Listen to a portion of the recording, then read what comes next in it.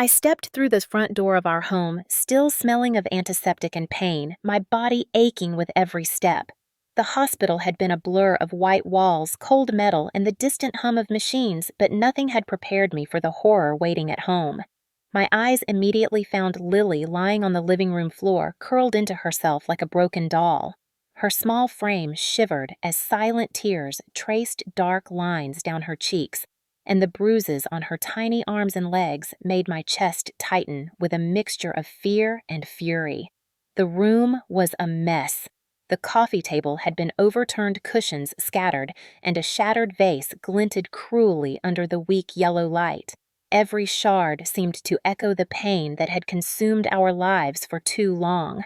I dropped my bag and rushed to her side, my own body protesting the movement, but nothing mattered more than her. I knelt beside her, wrapping my arms around her trembling form, feeling the weight of helplessness that had accumulated over the years. I could smell the faint coppery tang of blood and the sharp sting of her fear. My hands shook as I brushed strands of damp hair from her tear-streaked face, trying to be the shield she had never had. The sight of her crying in such agony, so innocent and small, made something inside me ignite. Anger, unlike any I had ever known, surged through my veins, mingling with the deep pain that had already carved its mark into my soul. This was the moment when I realized the true cost of Mark's cruelty, a cost I had tried to ignore in the face of my own suffering. I pressed my forehead to hers and whispered reassurances that felt hollow even as I said them. I promised her she was safe, even though I knew the battle was far from over. Memories of the hospital flooded back. The nurse's concerned gaze, the doctor warning me to take care, the stitches, the bruises, and the persistent echo of Mark's voice in my mind, saying that without him, I was nothing. That voice now seemed to taunt me even louder as I held Lily, who had endured his wrath in ways I had never allowed myself to imagine. I could feel her small body trembling with fear, but there was also a flicker of hope in her eyes as she looked up at me, trusting me completely despite everything. My chest tightened as guilt mingled with rage. I had thought I could protect her, but the truth was that Mark's violence had infiltrated every corner of our lives, leaving scars not just on me, but on the little person I had brought into this world. And in that instant, I made a decision that would change everything. I would no longer be passive. I would no longer endure. The fire that lit within me was not only for myself, but for Lily, for the little girl whose innocence had been stolen. I whispered to her, telling her that we would survive, that we would fight, and that those who had hurt us would face consequences. She clung to me as though sensing that I had found a strength I had never known before. A strength born from the darkest pain, a strength that would not allow us to break. In that room, filled with the remnants of chaos and the shadow of fear, I felt the first stirrings of resolve. I would not only protect my daughter, I would make sure that the world would see what Mark had done. I would take control of our story and turn the nightmare he created into a reckoning. And in that moment, as the dim light reflected off the broken glass and my daughter's tears, I knew that the path forward would be dangerous and painful, but necessary. The journey of reclaiming our lives had begun, and nothing could stop the fire that now burned inside me. Lily's small voice barely rose above a whisper as she said, "Daddy pushed me. I fell." The words sliced through me like a knife sharper than any bruise or cut I had endured. My stomach churned, my heart pounded in a rhythm that matched the rising tide of anger and despair inside me.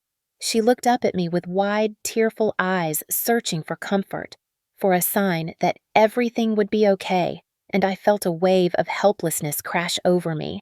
I wanted to scream at Mark for what he had done to make him feel even a fraction of the pain he had inflicted, but I knew that would not protect Lily, and it would not serve justice. I knelt beside her, holding her closer, pressing my cheek against hers, and whispered, "It's not your fault, my love, Mommy is here now." She shook slightly, still shivering from the fear and the cold of the floor, and I could feel her tiny body trembling in my arms. Every muscle in my body tensed as memories of the hospital returned in a painful torrent. I had been lying in a bed with bandages on my arms and bruises darkening my skin, thinking of how I had failed to keep my daughter safe, thinking of the promises I had made to myself that had been shattered by Mark's cruelty. His control had been insidious and relentless, making sure that even in the moments I tried to recover, I felt powerless, chained by fear and obligation. I remembered the nights when he would stand over me, his face twisted with anger, insisting that without me, you are nothing, as though my worth depended solely on his approval. Those words had haunted me for years, shaping my every action, my every thought until now. Now, seeing Lily on the floor, bruised and terrified, the echo of his voice felt even more poisonous. My mind raced, trying to balance the surge of rage with the need to protect my daughter. I could feel the sharp sting of guilt mingling with my fury, knowing that she had seen more violence than any child ever should. I wanted to cry, to break down under the weight of all that had happened, but instead, I focused on her, on the immediate need to soothe her pain and keep her safe. I gently inspected her arms and legs, noticing the faint bruises forming like shadows beneath her skin. Each mark was a story of fear and suffering, each one a testament to the cruelty she had endured. I silently promised that I would find a way to make it stop, that I would make him accountable for every act of violence, that he would not get away with hurting us any longer. In the quiet of the living room with the broken vase and scattered cushions around us, I realized the magnitude of what lay ahead. Protecting Lily was not just about comforting her now. It meant preparing for a confrontation with a man who had proven himself dangerous, unpredictable, and relentless. I needed a plan, a strategy that would ensure our safety and expose the truth. The sense of dread was palpable, but so was the determination growing inside me. I could no longer allow fear to dictate our lives. As I held Lily close, she whispered again, "I am scared." Mommy and I felt a fierce protective instinct surge. Every ounce of my being focused on her safety, on making sure that she would never feel this helpless again. I could feel my pulse quicken, my mind sharpening, plotting the steps I would need to take to reclaim our lives. The anger, the fear, the guilt, and the love all collided inside me, creating a maelstrom of emotion that threatened to overwhelm me, but also fueled my resolve. I would be the shield she needed, the voice that could not be silenced, and the force that would confront the darkness that had invaded our home. This was the moment when the passive suffering ended, when the quiet endurance turned into purposeful action. The seed of rebellion had been planted, and with Lily in my arms, I vowed that nothing would stop me from seeking justice, protecting my child, and reclaiming the life that had been stolen from us. The room was still heavy with the weight of what had just occurred, but in that silence I could feel the beginning of our fight. I would gather evidence, I would document every injury, every threat, every betrayal, and I would make sure that Mark could not hide from the consequences of his actions. Lily and I would rise together, and the world would know the truth of what had been done to us. Before the life I knew became a series of bruises and whispered threats, I had been someone else entirely. I was independent, determined, and proud of my accomplishments. My career was something I had built from the ground up, late nights and early mornings, turning ambition into achievement. Friends described me as vibrant and full of life, always ready to support those around me. Then I met Mark. He was charming, attentive, and flattering in ways that felt almost too good to be true. He listened, complimented, and made me feel special, the kind of man every young professional dreams of. At first, I believed I had found love genuine and fulfilling. Slowly, though, the cracks began to show, subtle at first, almost imperceptible. A comment here about my friends being a distraction, a slight criticism there about my spending habits. I did not recognize it at the time, but these were the first signs of a man who wanted to control every facet of my life. Over time, the sweetness turned into rules. No late nights without his knowledge, no phone calls without his permission, and the creeping isolation began to wrap around me like a vine. My independence was slowly being strangled. The first time he raised a hand, it was shocking, terrifying, and confusing. He apologized immediately, cried, and swore it would never happen again. I forgave him, desperately clinging to the man I had first loved, hoping that what I had seen in him initially would return. But the pattern repeated, each incident escalating in severity, each apology hollow and fleeting. By the time Lily was born, the man I had fallen in love with had been replaced by someone I barely recognized. Mark controlled money friendships and my daily schedule, leaving me dependent on him for even the smallest necessities. The subtle manipulations had grown into overt threats. "Without me, you are nothing," he would say each time I questioned his decisions or tried to assert myself. I had always prided myself on my strength, but slowly it was chipped away by relentless psychological abuse. Lily was too young to understand at first, but even as a toddler she would flinch when he raised his voice or make herself small when he entered the room. I noticed the fear in her eyes, that tiny spark of instinctive protection and survival that no child should ever have to learn. Each incident of violence, each harsh word, and each punishment marked not just my body and spirit, but hers as well. I remember one evening in particular sitting in the nursery, Lily clinging to me after a minor argument had escalated. The tiny fingers on my arm felt like they were holding on to my very soul, pleading silently for me to keep her safe, for me to save her from the storm we were trapped in. My heart ached as I realized that my suffering was no longer private, that it had extended to the innocent life I was supposed to protect. Every day became a careful dance of avoidance and appeasement. I timed my movements, softened my words, and calculated my reactions to prevent escalation. Even then, Mark seemed to sense my strategies, pushing harder, testing boundaries, and taking pleasure in demonstrating that I was never truly in control. Friends and colleagues began to notice subtle changes in me, the tired eyes, the hesitation, the reluctance to share the joy I once had. I explained it away, blaming stress or overwork, protecting Mark's image as long as I could. But inside, I was crumbling.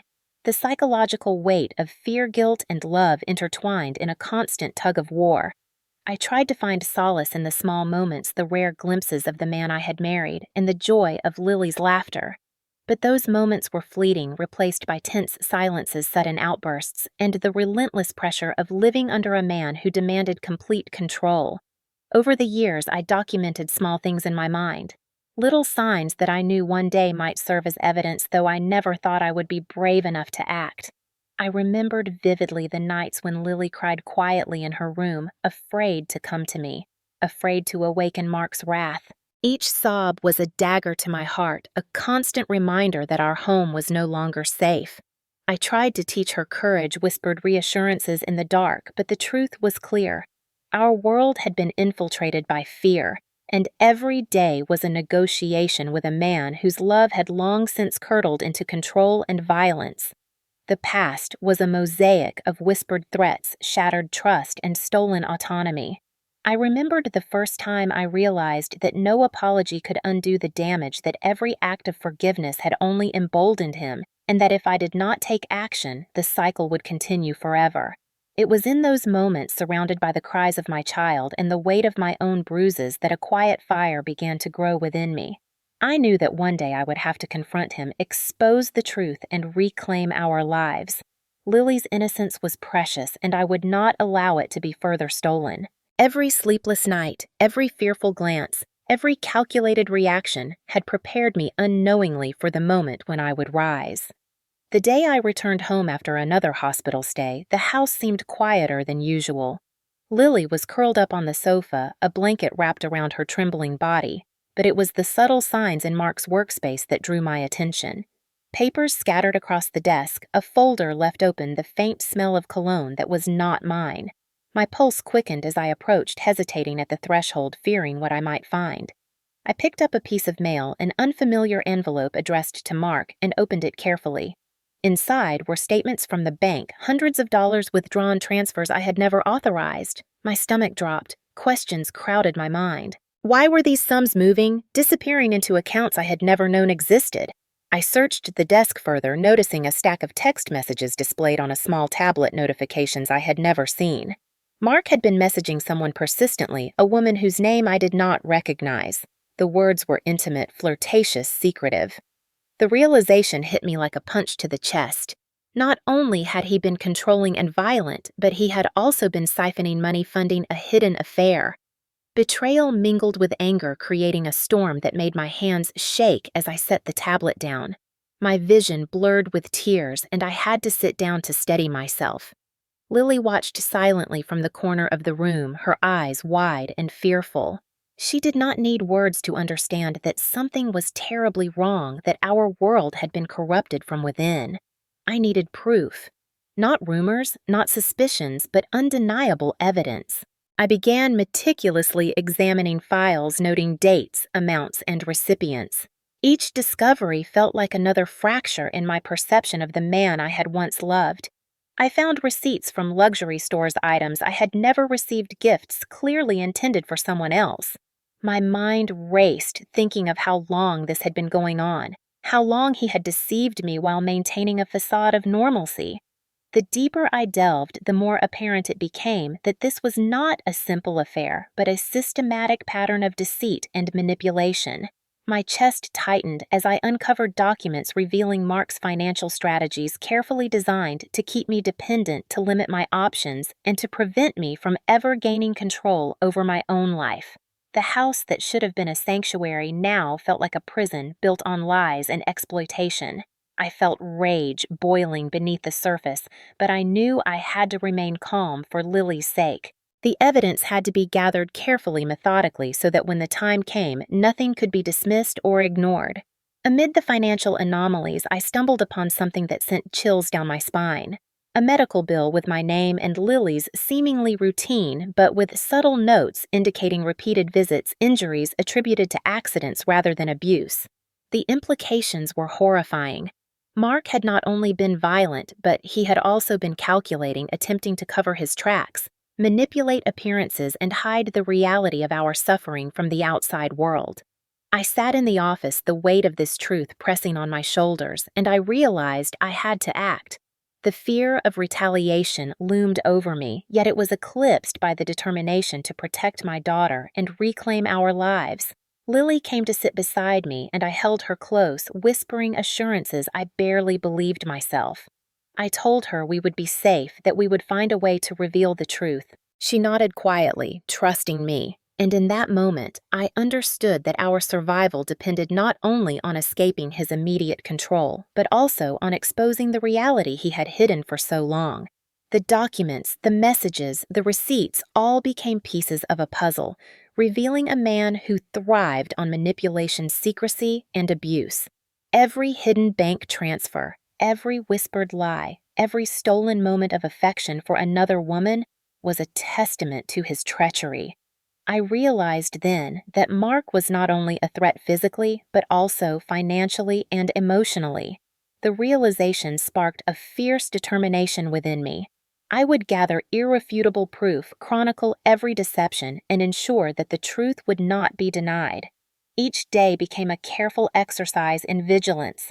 I photographed documents, saved messages, tracked transactions, and cataloged incidents meticulously. While Lily slept, I worked quietly, ensuring that every shred of evidence was secured. The image of my daughter crying on the floor replayed relentlessly in my mind, a painful reminder of the stakes. I promised myself that she would never feel that helpless again, that we would reclaim our lives from the grip of a man who had sought to control, destroy, and exploit us. By the end of the week, I had amassed a small but compelling archive of proof. It was enough to confront the reality of Mark's actions and begin to plan the steps needed to protect ourselves. Yet, even as I prepared, a lingering unease remained. The danger was real, immediate, and potentially escalating. I could not underestimate him. I understood now that the fight for our freedom would require courage, precision, and unwavering resolve. The truth had been unveiled, but the battle had only just begun. With Lily by my side, I felt a renewed sense of purpose, a commitment to act decisively and intelligently. I would not be silenced, manipulated, or intimidated. The house that had once symbolized fear would soon become the place where justice began. Mark had disappeared for days, leaving the house eerily silent, but the quiet brought no comfort. The air felt heavy, charged with tension, and every creak of the floorboards seemed amplified in my heightened awareness. I moved carefully through each room, my eyes scanning for any trace of danger or deception. Lily stayed close, her small hand gripping mine, seeking reassurance she did not dare voice. I realized that this absence, while terrifying, was an opportunity. I could finally act without the immediate threat of his violent temper, without the looming presence of his control. I began by securing all the documents I had discovered in his study, stacking them in a folder that I locked in a drawer I knew he would not suspect.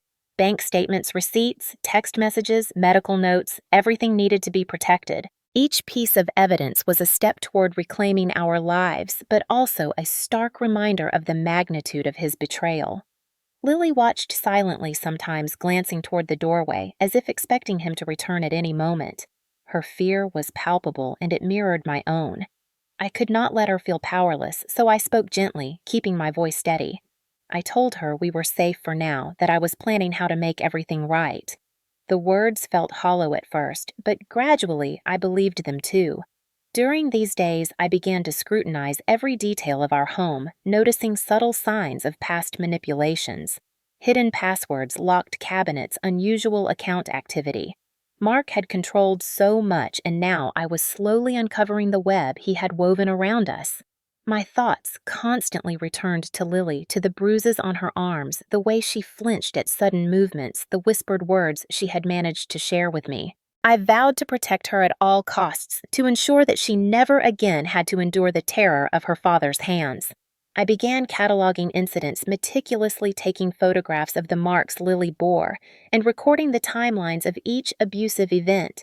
The process was exhausting, emotionally draining, but necessary.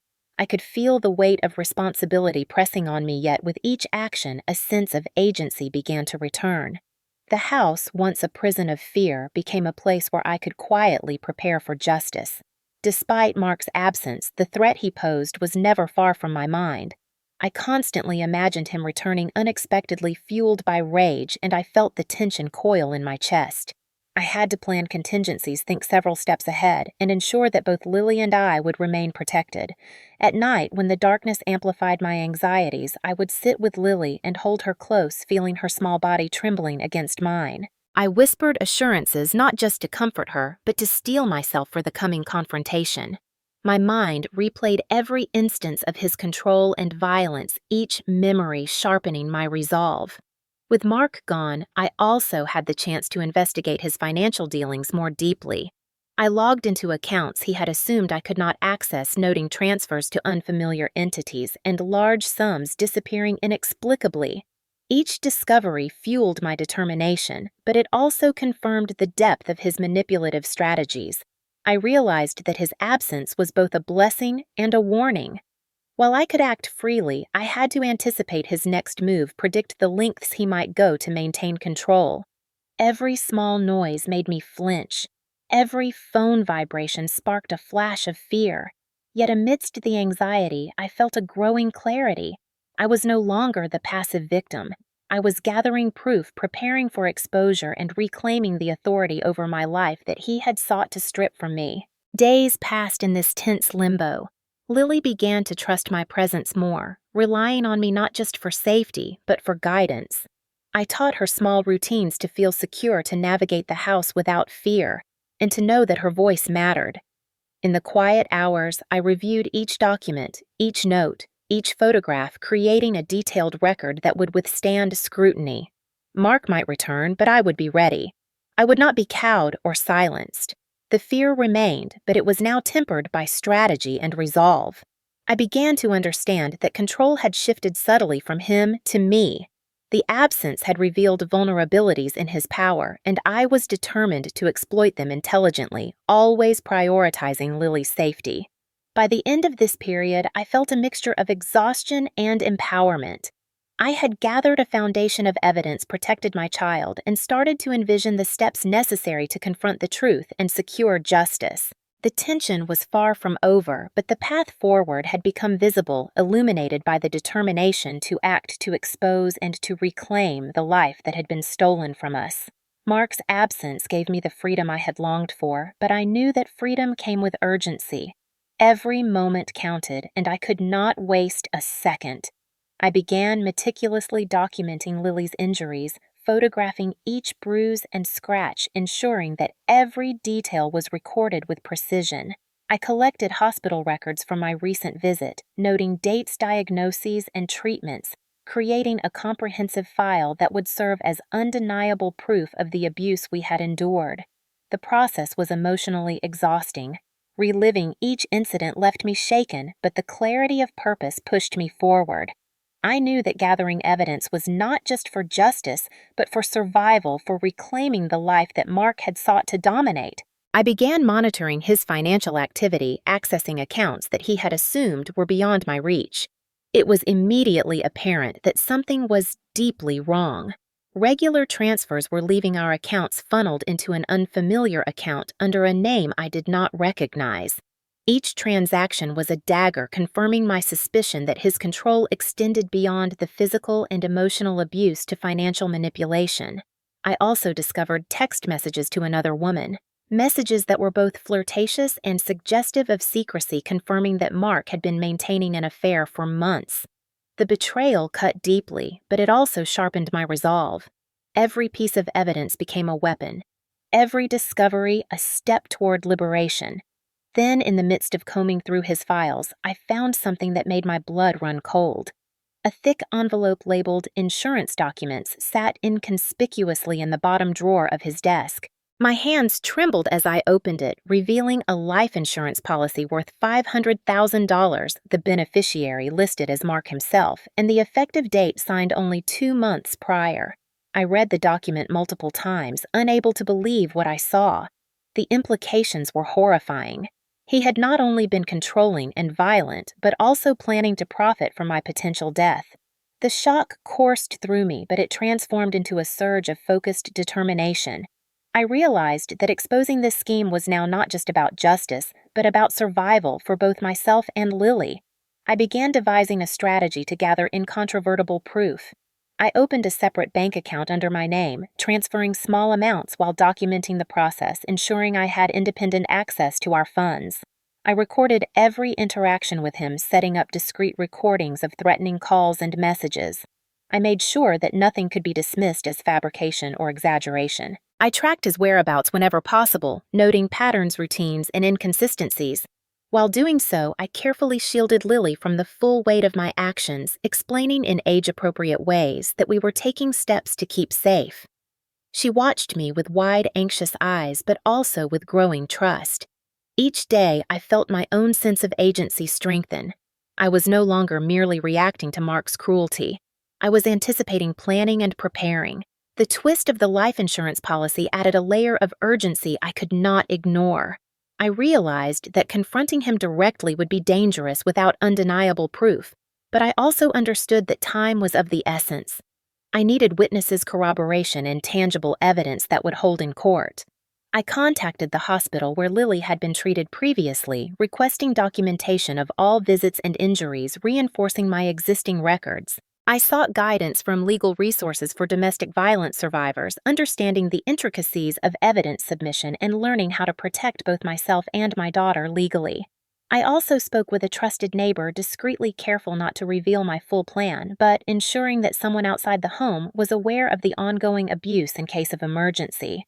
Their affirmation and willingness to act if necessary added a layer of security that I had not anticipated. Each discovery fueled my growing sense of empowerment, yet I remained acutely aware of the danger. Mark's capacity for violence was well established, and the thought of his return kept me vigilant. I rehearsed possible scenarios, imagining confrontations and strategizing escape routes, communication methods, and evidence retrieval. I created multiple layers of protection, balancing the need for secrecy with the necessity of preparation. During this period, Lily began to exhibit subtle signs of resilience prompted by the visible strength I demonstrated. She asked questions cautiously, and I answered honestly within the limits of her age, reinforcing that she was safe and that I was working to protect her. The mother-daughter bond deepened, each of us drawing courage from the other. Finally, after weeks of meticulous preparation, I felt ready to act. I had a complete dossier of evidence: photographs, hospital records, bank statements, messages, recordings, and the shocking insurance policy. Every piece was cataloged, time-stamped, and cross-referenced. I had rehearsed the confrontation mentally countless times, anticipating his reactions and planning contingencies for every possible escalation. The smart resistance was no longer theoretical, it was concrete. I had turned the tables, transforming fear into strategy, trauma into tangible action. The house, once a place of terror and control, had become a command center for justice. Every corner, every room was surveyed and prepared. Cameras were set up discreetly, capturing spaces where he might reveal his true intentions. I knew that the next step required both courage and precision. The discovery of the insurance policy had elevated the stakes, ensuring that the confrontation would expose not only his physical violence, but also the depth of his calculated greed. I felt a mixture of dread and anticipation. This was the moment where preparation met opportunity, where meticulous planning would intersect with the culmination of years of abuse. I had learned to anticipate his tactics, to think several steps ahead, and to protect both myself and Lily in the process. In the quiet moments before his return, I reviewed every element of my plan, ensuring that evidence was accessible, that communication lines were secure, and that Lily's safety was guaranteed. I took a deep breath, feeling the weight of responsibility and the clarity of purpose. The smart resistance was now poised to become a decisive confrontation. This was the turning point, the moment where Emily, battered but unbroken, would move from victim to strategist, and the full scope of Mark's malicious intent would be revealed both to the world and to himself. Every detail mattered, every precaution was necessary, and every heartbeat carried the mix of fear and determination that defined our new reality. I knew that when the time came, Lily and I would emerge not only unharmed, but stronger, armed with the truth and ready to face the consequences of a man who had believed he could control our lives without accountability. The day Mark returned was heavy with tension, every creak of the front door making my heart race and my mind sharpen. He staggered inside, reeking of alcohol, eyes, bloodshot lips curled in a mixture of anger and arrogance. I had prepared the living room meticulously, positioning the hidden camera to capture the confrontation without his awareness. Lily was beside me, silent but alert, gripping my hand tightly, her small fingers trembling, yet seeking reassurance. Mark looked around the room, scanning for threats, unaware that the walls held witnesses to his own unraveling. He sneered. "Where have you been hiding, Emily? Trying to play smart, I see." I kept my voice calm but firm. "I know everything, Mark. The insurance policy, the bank transfers the messages. You wanted me dead, and you thought Lily would be helpless." His face twisted in disbelief, anger flashing like lightning in his eyes. He stepped closer, attempting to intimidate, but I held my ground, keeping Lily behind me, my hand protective on her shoulder. "If you just listened, none of this would have happened," he spat, voice rising. "You and Lily are nothing without me." The words were venom, but instead of fear, I felt a surge of defiance. "You are wrong, Mark. I am not nothing, and Lily is not nothing. We have evidence, and the world will know the truth about you."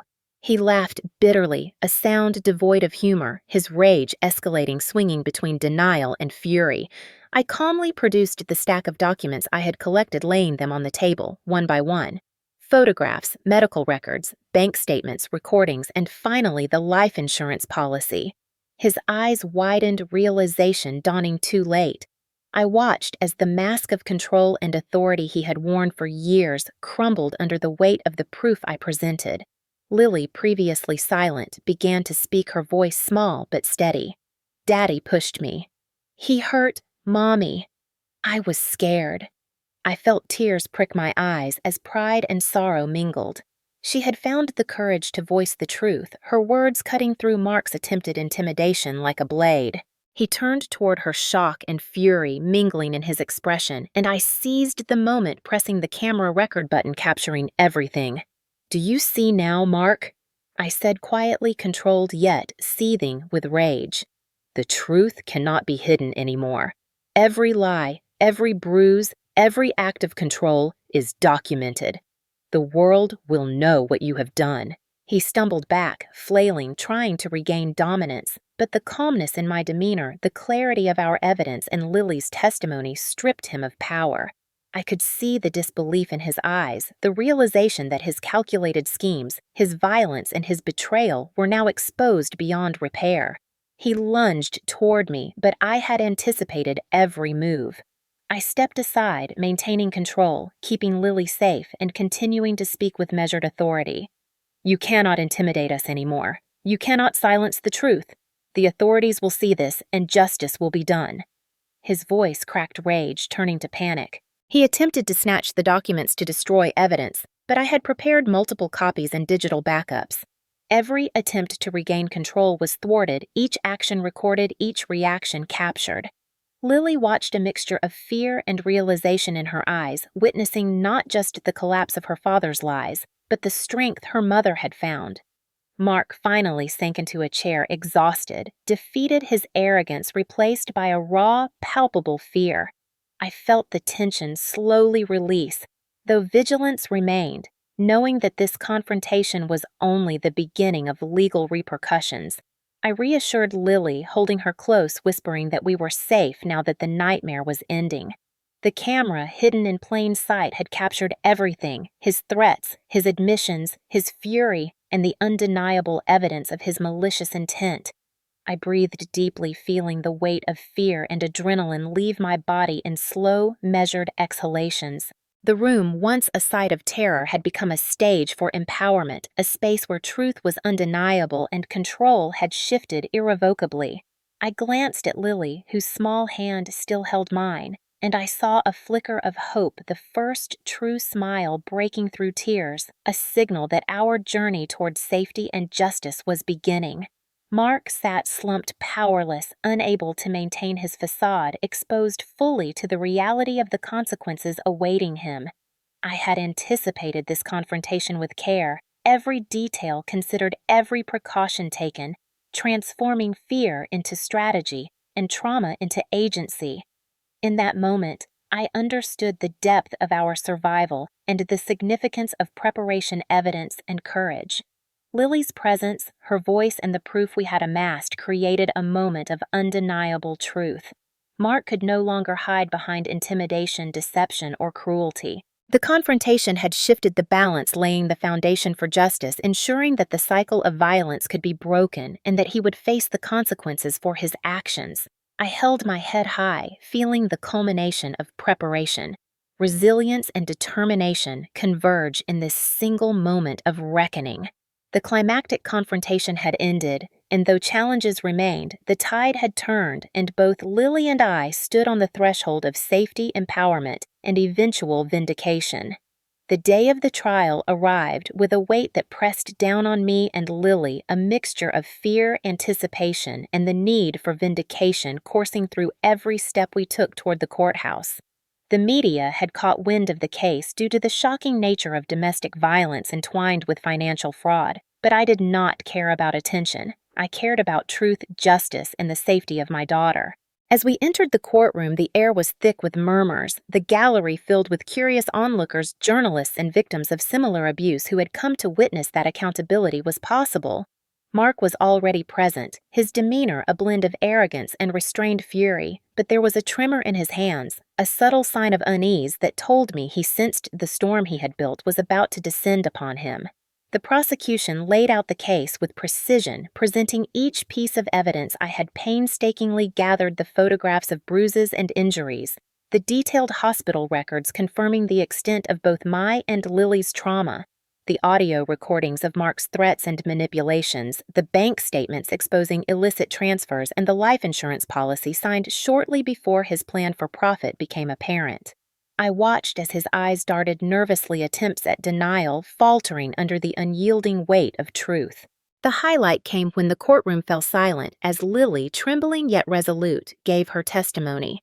She described in her own words the fear she had lived with the moments she was hurt and the terror of witnessing the violence inflicted upon her mother. Each sentence she spoke was a dagger of clarity piercing through the smokescreen of Mark's calculated lies, and every observer could feel the pain, the innocence shattered, and the courage it took to speak. Then the unexpected witnesses emerged, each contributing irrefutable testimony that sealed the narrative. The neighbor, once silent behind closed doors, recounted the nights they had heard screams and had seen Lily running to their home in panic, clutching at the sleeves of their clothes for safety. The school teacher corroborated the pattern of silence and suffering, revealing instances when Lily arrived at school with visible bruises, yet hesitated to disclose the abuse, a testament to the control Mark had wielded over our lives. The attending physician spoke with clinical certainty, detailing repeated treatments and injuries inconsistent with accidents, underscoring a pattern of abuse that could no longer be ignored. Each voice amplified the undeniable truth, and I felt a wave of relief and vindication washing over me, knowing that the public recognition of Mark's actions was not only validating our ordeal, but also protecting others who might have remained victims in silence. The defense attempted to question motives, casting doubts on my credibility, but the organized evidence, the recorded threats, the financial documents, and Lily's own testimony rendered every objection futile. I maintained composure, speaking only when necessary, my voice steady and firm, a reflection of the control I had reclaimed over my life and our narrative. Mark's expressions shifted from defiance to desperation, then to resignation, as the inevitability of judgment dawned on him. His schemes, his abuse, and his fraudulent ambitions had all been exposed in full view of the public and the court. The jurors reviewed the evidence meticulously, each page, each photograph, each recording painting a portrait of manipulation, cruelty, and calculated harm. Hours seemed like minutes as the proceedings unfolded, each witness adding layers of undeniable reality to the charges.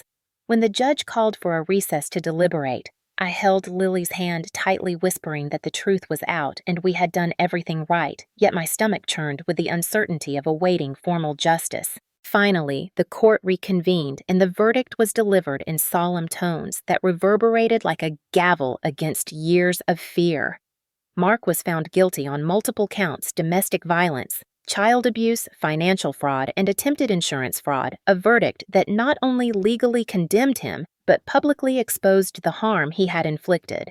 The room was silent for a heartbeat, then filled with a mixture of sighs, murmurs of approval, and restrained applause from those who had borne witness to the courage required to face such darkness. Lily, seated beside me, allowed a tentative smile to emerge, her small hand still gripping mine, but her eyes reflecting a sense of empowerment and relief I had not seen in years. The media outside documented every moment, yet I felt insulated from spectacle, focused solely on the tangible restoration of our lives. Mark, escorted from the courtroom, could only glare, the veneer of dominance shattered, replaced by the stark reality of accountability. I allowed myself to feel the weight lifting, a blend of sorrow for the years lost and the recognition of the strength we had summoned to reach this moment. The public consequences were profound.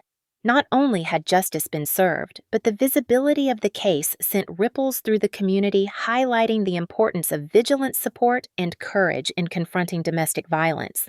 I realized that our ordeal had transformed into a beacon, showing that even the most calculated abusers could be held accountable, that victims could reclaim their voice, and that evidence combined with resilience could dismantle the illusion of power held by perpetrators. That evening, as Lily and I walked home, our steps lighter than they had been in years, I reflected on the journey, the fear, the meticulous collection of proof, the strategic confrontation, and the public acknowledgement of truth.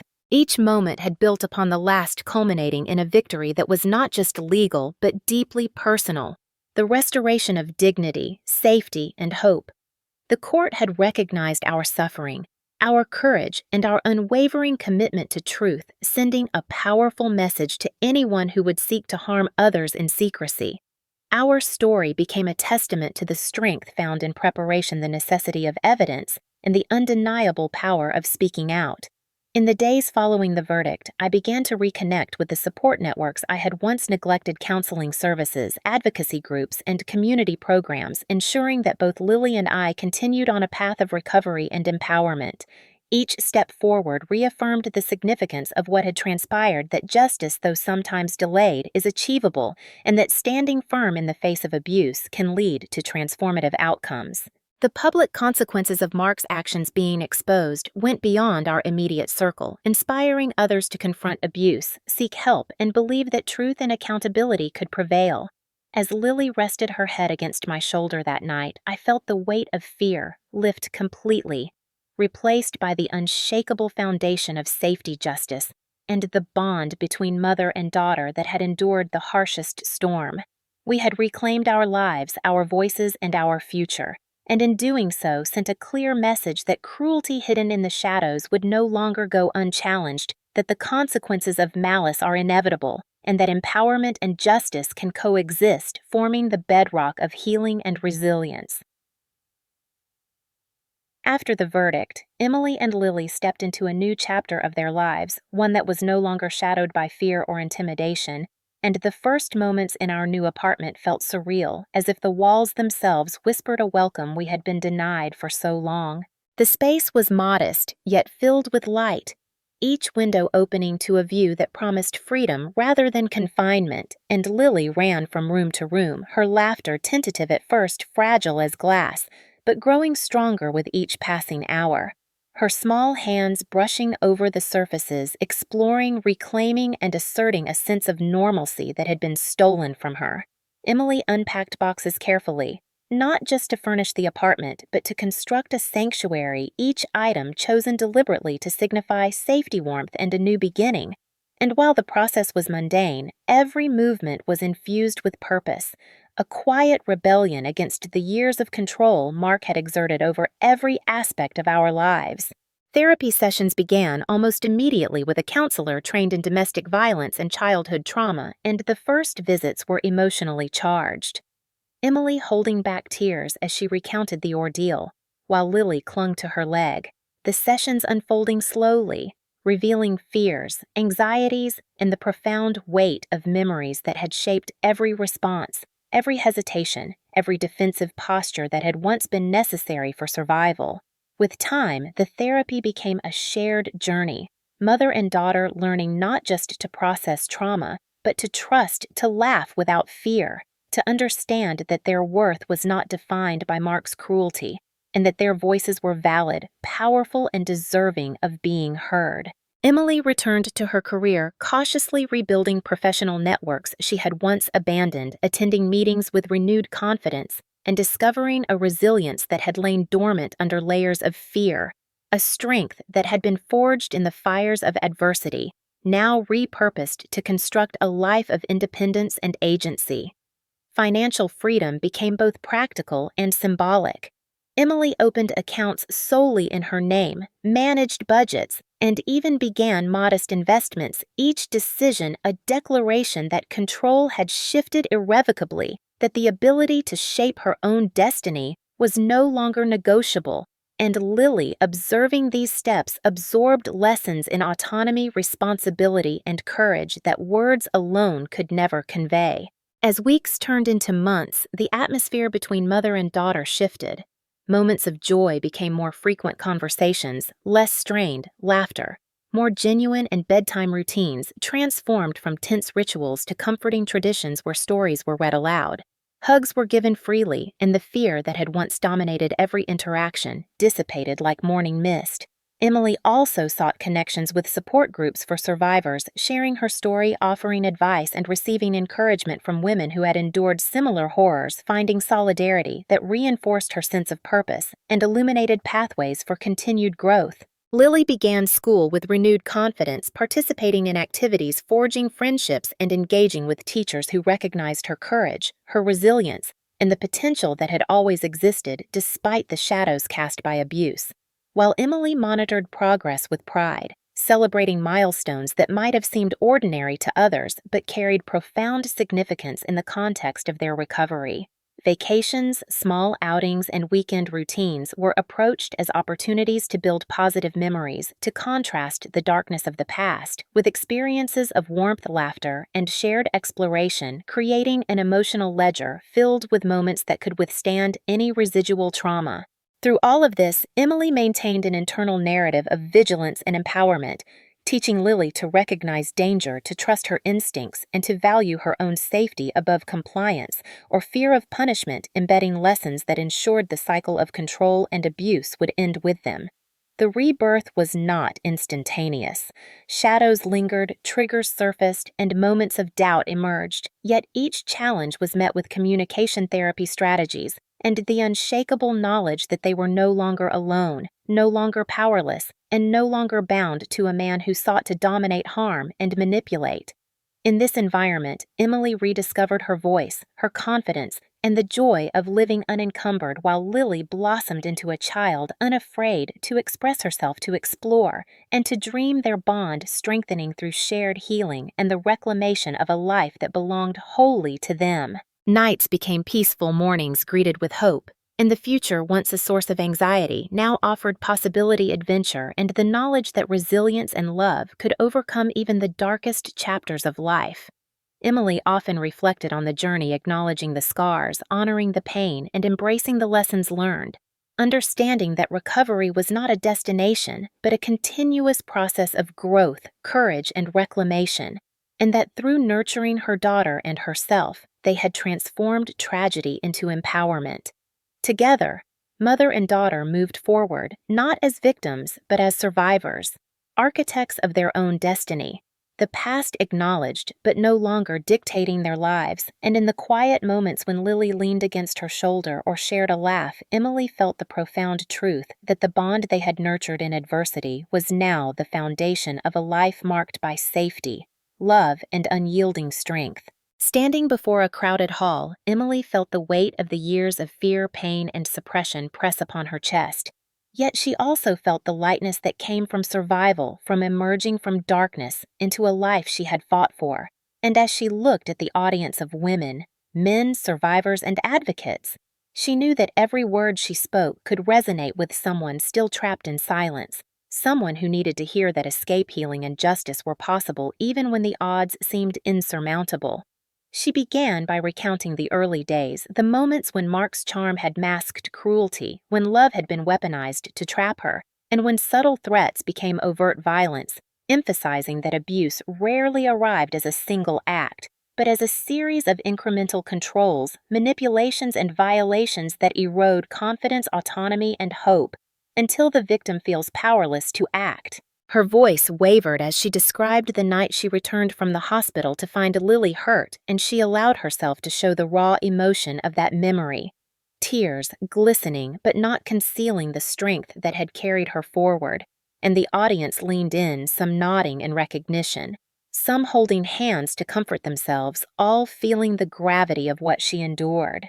Emily spoke of the turning point the moment she decided that survival was not enough, that she had to act not just for herself but for her daughter, and she explained how meticulous planning, documentation, and courage allowed her to gather evidence, confront her abuser safely, and expose the truth in a manner that ensured both protection and justice, illustrating that intelligent strategy and bravery can be as vital as physical escape when confronting an abuser. She described the courtroom, the public exposure, and the faces of witnesses who validated her experience, showing that justice is strengthened by transparency and corroboration, and that speaking out, though terrifying, can dismantle the power of fear that abusers rely upon to control and silence victims. Emily also shared the emotional complexity of recovery, acknowledging that trauma leaves traces, that healing is neither linear nor instant, and that it requires patience, professional support, and community, emphasizing that embracing help is a sign of strength, not weakness, and that acknowledging pain does not diminish courage, but rather enhances resilience. She highlighted the transformation in her daughter Lily, who once cowered and hid and now expressed herself openly, attended school with confidence, and experienced childhood joy that had previously been denied, conveying that protecting the next generation from cycles of abuse is both a moral imperative and a source of profound personal fulfillment. Emily's speech shifted to empowerment, addressing the audience directly, asserting that abuse is never the victim's fault, that every person deserves safety, respect, and autonomy, and that societal awareness, legal advocacy, and community support are essential in dismantling the structures that allow abuse to persist. She recounted her own steps toward financial independence, professional engagement, and personal growth, illustrating that reclaiming autonomy is multidimensional, involving mind, body, and spirit, and that survivors can not only survive but thrive, shaping futures that are vibrant, purposeful, and free from manipulation.